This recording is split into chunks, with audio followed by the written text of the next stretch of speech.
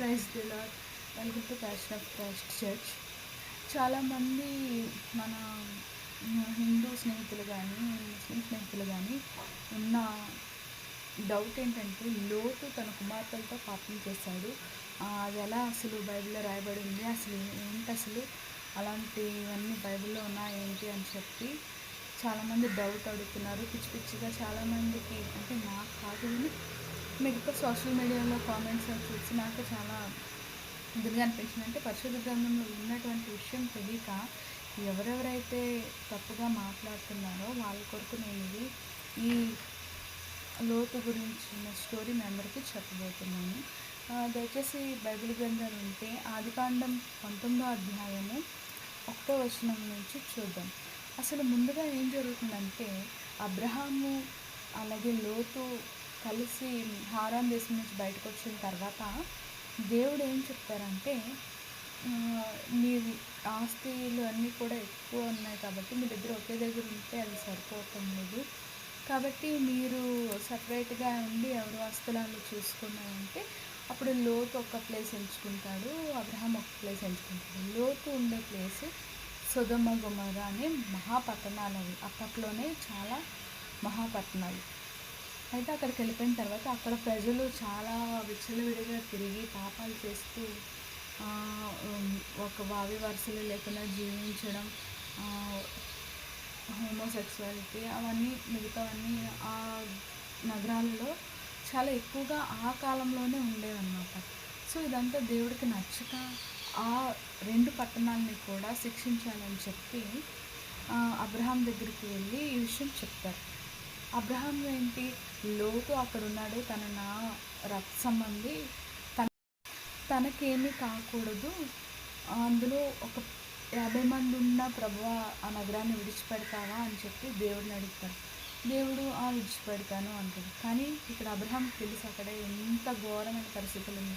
అందుకని ప్రభువా ఒక 40 మంది ఉన్న ఆ నగరాన్ని విడిచిపెడతావా అంటే సరే నీకోసం అని చెప్పి దేవుడు అంటాడు.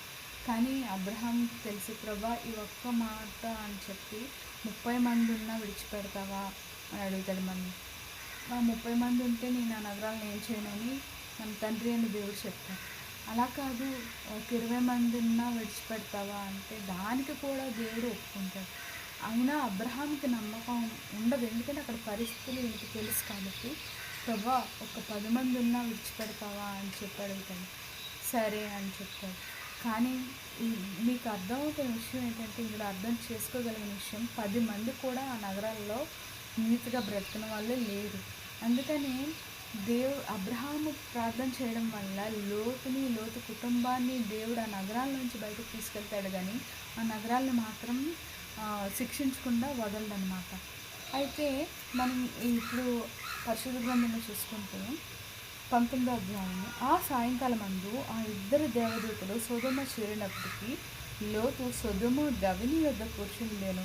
లోతు వారిని చూచి వారిని ఎదుర్కొనేటకు లేచి సాష్టాంగ నమస్కారము చేసి, నా ప్రభువులారా, దయచేసి మీ దాసుని ఇంటికి వచ్చి రాత్రి వెళ్ళవచ్చి కాలు కడుక్కొనుడి, మీరు పెందల కడ లేచి మీ త్రోవను వెళ్ళవచ్చును. అందుకు వారు, అలాగే కాదు, నడివీధిలో రాత్రి వెళ్ళబోచదని చెప్పారు. ఆయనను అతడు మిక్కిలి బలవంతం చేసినప్పుడు వారు అతని పక్క తిరిగి అతని వెంట ప్రవేశించారు. అతడు వారికి విందు చేసి పొంగని రొట్టెను కాల్చగా వారు భోజనం చేసిరి. వారు పండుగలకు ముందు ఆ పట్టణస్థులనగా సొదొమ మనుషులు, బాలురును వృద్ధులను ప్రజలందరూ నలుదిక్కల నుండి కూడి వచ్చి ఆ ఇల్లు చుట్టవేసి లోతును పిలిచి, ఈ రాత్రి నీ యొద్దకు వచ్చిన మనుషులు ఎక్కడా?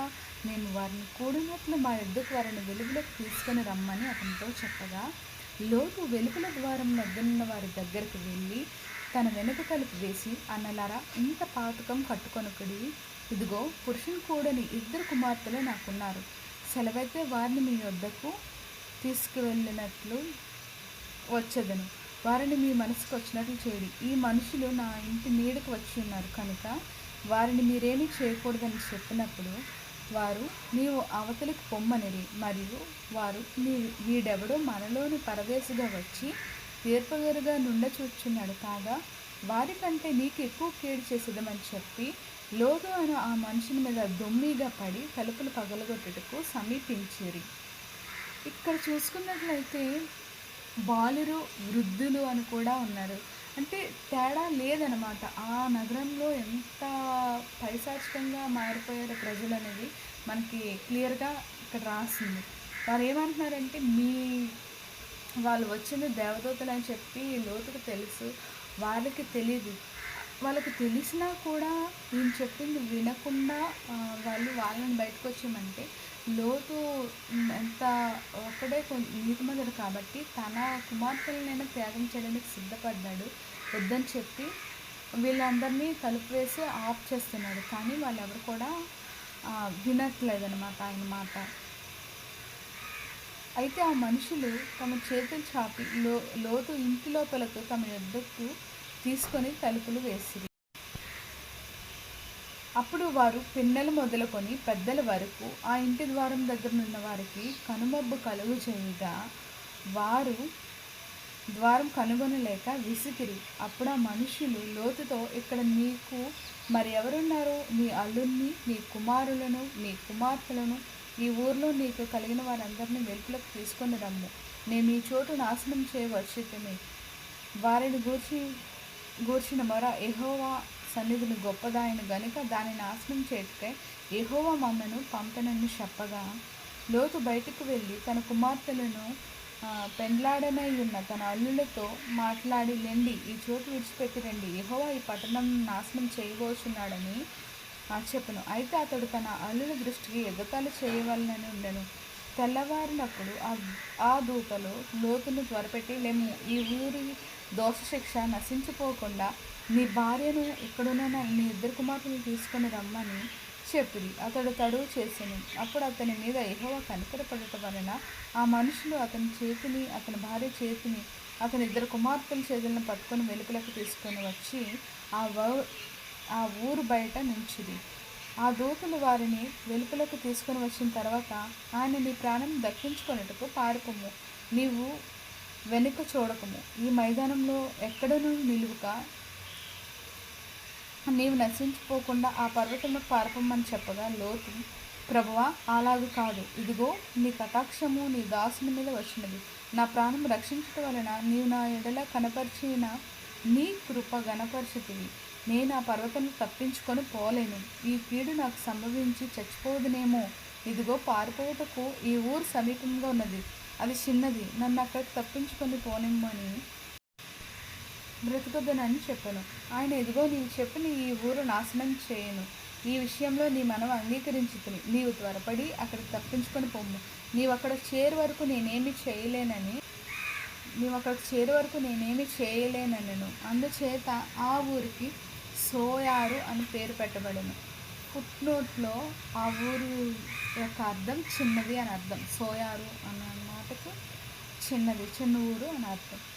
లోతు సోయారుకు వచ్చినప్పుడు ఆ దేశంన సూర్యుడు ఉదయించును. అప్పుడు యెహోవా సొదొమ మీదను గొమొర్రా మీదను యెహోవా యొద్ద నుండి అగ్ని గంధకములు అగ్నిని ఆకాశం నుండి కురిపించి ఆ పట్టణములను, ఆ మైదానం అంతటిని, ఆ పట్టణంలో నివసించిన వారందరినీ, నేల మొలకలను నాశనం చేసెను. అయితే లోతు భార్య అతని వెనుక నుండి తిరిగి చూచి ఉప్పు స్తంభమాయెను. దేవదూతలు చెప్పారు కదా, వెనకకు తిరగకుండా వెళ్ళిపోండి, ఆ 2 నగరాలను నేను నాశనం చేస్తానని.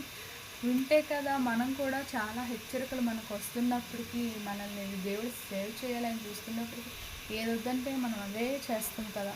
వెనక్కి తిరగద్దు అని చెప్పినా కూడా ఆమె తిరిగింది. ఆమె ఉప్పు స్తంభం అయిపోయి అలా ఉంది. ఇప్పటికీ కూడా ఇజ్రాయెల్ దేశం వెళ్తే మనం ఆ సజీవ సాక్ష్యాన్ని చూడవచ్చు. అలాగే లోతు కూడా వాళ్ళ కాబోయే అల్లుళ్ళు రావట్లేదని చెప్పి ఆ ఊరు నుంచి రావడానికి తడువు చేశాడంట, అంటే లేట్ చేశాడంట. అప్పుడు ఆ దేవదూతలు వారిని చేపట్టుకొని ఆ ఊరు నుంచి బయటికి వీళ్ళని తీసుకొచ్చి చెన్నూరు వెళ్ళిన వరకు వాటిని నాశనం చేయకుండా ఆగారు. తెల్లవారినప్పుడు అబ్రహాం లేచి తాను యెహోవా సన్నిధి నిలిచిన చోటుకి వచ్చి సొదొమ గొమొర్రాల తట్టు ఆ మైదానపు ప్రదేశం యావత్తును చూడగా, అదిగో ఆ ప్రదేశము పొగవలే లేచిచుండెను. దేవుడు ఆ మైదానపు పట్టణములను పాడు చేసినప్పుడు దేవుడు అబ్రహామును జ్ఞాపకం చేసుకొని లోతు కాపురమున్న పట్టణములను నాశనం చేసినప్పుడు ఆ నాశనం మధ్యలో లోతు నశించకుండా అతన్ని తప్పించును. లోతు సోయారులో నివసించుటకు భయపడి తన ఇద్దరు కుమార్తెలతో కూడా సోయారు నుండి పోయి ఆ పర్వతం నందు నివసించెను. అతడు అతని ఇద్దరు కుమార్తెలు ఒక గుహలో నివసించిరి. అట్లుండగా అక్క తన చెల్లితో, మన తండ్రి ముసలివాడు, సర్వలోక మర్యాద చొప్పున మనతో పోవుటకు లోకంలో ఏ పురుషుడునూ లేడు. మన తండ్రికి ద్రాక్షారసం త్రాగించి అతనితో శయనించి మన తండ్రి వలన సంతానం కలిగజేసుకుందామని చెప్పాను. సో ఇక్కడ సోయారు అనే ఊర్లో కూడా లోతు ఉండడానికి చాలా భయపడిపోయాడు. ఎందుకంటే పక్కనే ఉన్నటువంటి ఆ నగరాల్లో అంత అగ్నికందకంలో వర్షం కురిసింది, ఒక్క నేల మొలక కూడా లేనంతగా కాలిపోయిందని చెప్పి అతను చాలా భయపడిపోయి వాళ్ళిద్దరు కుమార్తెలను తీసుకొని కొండ గుహలోకి వెళ్ళి దాక్కున్నాడు. వీళ్ళు ఏమనుకున్నారు, ఇప్పుడంటే మనకి టెక్నాలజీ ఉంది, ఇంత ప్రపంచం ఉంది, ఇంత లోకం ఉందని మనకు తెలుసు. కానీ అప్పట్లో వాళ్ళకి అది తెలియక మొత్తం అది కాలిపోయింది, ఇప్పుడు ఇది కూడా పోతుంది, ఇంకా ఈ ఊర్లో అసలు ఈ లోకంలోనే ఇంకెవరు ఉండరేమో అని చెప్పి వాళ్ళు అనుకుని వాళ్ళ తండ్రితో అలా చేయాలని తన అక్క తన చెల్లికి చెప్పింది. అందులో ఇతను లోతు మత్తుడై ఉన్నప్పుడు జరిగిన సంఘటన అది. లోతు ఒక మనిషి, అది తన కుమార్తెలు చేసిన తప్పిగా అందులో అతని పాత్ర లేదా అంటే అతను మధ్యమత్తులో ఉన్నాడు, తప్పకుండా అతని పాత్ర కూడా ఉంటుంది. కానీ అది చేసినవి మనుష్యులు చేసినవి ఇక్కడ దేవుడు రాసి అలా చేయకూడదు అని చెప్పి రాయించాడు. అంతేగాని ఇందులో ఉన్నవన్నీ తప్పు అని అనుకోవడానికి కాదు. ఇప్పుడు మనకి ఎగ్జాంపుల్కి చెప్తే సిగరెట్ మీద కూడా ఉంటుంది కదా, అలాగే అంత మాత్రాన్ని సిగరెట్స్ తాగమని కాదు కదా, మందు విషయంలో కూడా అలాగే ఉంటుంది. లేకపోతే డేంజరస్ మెడిసిన్ ఏమైనా డ్రగ్స్ తీసుకున్నా అలాగే. కాబట్టి ఇందులో ఉన్నవి అప్పుడు అలా జరిగింది, దాని తర్వాత ఎలాంటి ప్రతిఫలం మనుషులు ఎదుర్కొన్నారు, మళ్ళీ తిరిగి దేవుని వైపు ఎలా మార్చబడ్డారు, చేర్చబడ్డారు, ఎలా దేవునిలో ఎదిగారు, వాళ్ళ తర్వాత పాపం వదిలేసిన తర్వాత వాళ్ళు ఎలా ఆశీర్వదించబడ్డారో ఇందులో రాయబడి ఉందని. కొన్ని గ్రంథాలలో అయితే ఇలా ఉండదు, సొంత దేవుళ్ళు సొంత కూతురుతో, అలాగే కొన్ని గ్రంథాలలో దేవుళ్ళే పాపాలు చేస్తారు కదా. సో దానికి దీనికి డిఫరెన్స్ చూసుకొని మనం చదివే మైండ్ సెట్ బట్టి మనకి ప్రతిదీ కనిపిస్తుంది అన్నమాట. ఇది ఈరోజుకి explain. God bless you all.